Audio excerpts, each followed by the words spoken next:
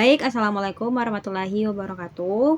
Perkenalkan, saya Faira Nurakila dari kelas 11 Fisika 3. Hari ini saya akan menjelaskan materi bab 9 yaitu tentang gelombang. Nah, gelombang adalah getaran yang merambat dari satu titik ke titik lainnya melalui media atau ruang hampa. Nah, getaran ini dapat menghantarkan energi dan bergerak dengan kecepatan tertentu. Namun, getaran ini tidak dapat menyeret media yang dilewatinya. Nah, adapun macam-macam gelombang, yang pertama itu berdasarkan medium rambatannya. Nah, ini dibagi menjadi dua. Yang pertama gelombang mekanik. Gelombang mekanik adalah gelombang yang membutuhkan medium untuk merambat. Artinya jika tidak ada medium, maka gelombang tidak akan pernah terjadi. Nah, yang kedua ada gelombang elektromagnetik. Gelombang elektromagnetik adalah gelombang yang tidak membutuhkan medium untuk merambat. Artinya gelombang ini bisa merambat dalam ruang hampa sekalipun. Nah, kemudian macam-macam gelombang yang kedua itu ada berdasarkan arah getar dan arah rambatnya. Dibagi menjadi dua, yaitu gelombang transversal. Nah, gelombang transversal adalah gelombang yang arah getarnya tegak lurus dengan arah rambatannya. Contoh gelombang transversal itu gelombang tali, cahaya, seismik sekunder, dan sebagainya. Nah, yang kedua ada gelombang longitudinal. Nah, gelombang longitudinal adalah gelombang yang arah getarnya sejajar dengan arah rambatannya. Ciri gelombang ini adalah memiliki rapatan atau renggangan. Nah, kemudian macam-macam gelombang yang ketiga itu ada berdasarkan amplitudonya. Kemudian dibagi juga menjadi dua. Yang pertama itu gelombang berjalan adalah gelombang yang memiliki amplitudo tetap. Artinya setiap titik yang dilalui gelombang amplitudenya selalu sama besar. Yang kedua ada gelombang stasioner. Nah, perpaduan antara gelombang datang dan gelombang pantul yang amplitude dan frekuensinya sama, tetapi arah rambatnya berlawanan. Nah, selanjutnya saya akan menganalisis beberapa tujuan pembelajaran dari bab 9 tentang gelombang ini.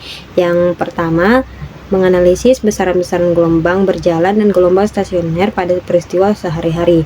Gelombang berjalan merambat dari satu tempat ke tempat lain seperti gelombang laut. Kemudian untuk gelombang stasioner terbentuk dari pertemuan dua gelombang dengan arah yang berlawanan seperti pada saat kita memetik senar gitar yang menghasilkan nada. Kita dapat menganalisis besaran-besarannya seperti frekuensi, panjang gelombang, dan amplitudo.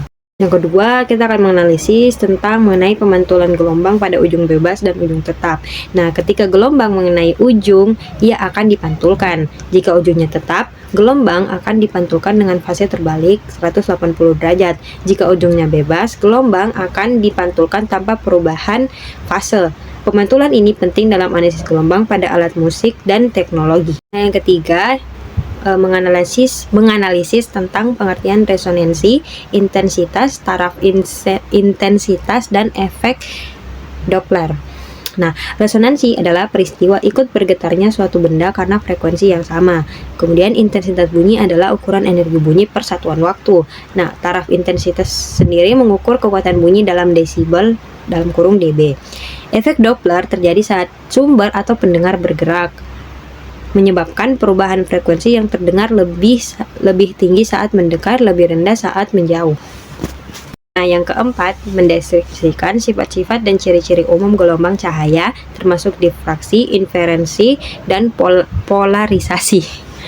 Gelombang cahaya memiliki sifat gelombang seperti difraksi atau pembelokan cahaya, interferensi, pola terang dan gelap karena gabungan dua gelombang, dan polarisasi atau penyaringan arah getar cahaya. Sifat ini menunjukkan bahwa cahaya bukan hanya partikel, tetapi juga gelombang. Dan yang kelima, yang terakhir, yaitu menganalisis contoh penerapan konsep polarisasi pada pada peralatan optik modern yang digunakan dalam kehidupan sehari-hari.